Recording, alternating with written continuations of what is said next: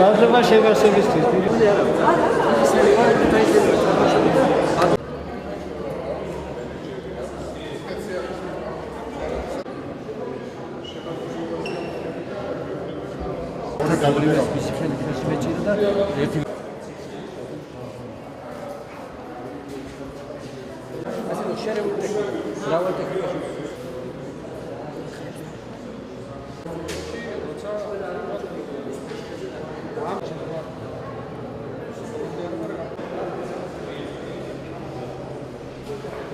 ძალიან კარგი გამოფენა არის და მე ვიცნობ კარგად ხატმწერს შალვა გერაძეს, რომელიც დაკავშირებული არის ჩვენთან აჭარასთან.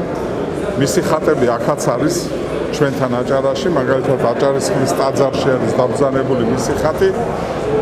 ზოგადად არის ნაყოფიერი ხატმწერი და საქმე, რომელსაც ის აკეთებს, სასარგებლოა როგორც ტაძრისათვის, ეკლესიისათვის, ისევე ერისათვის.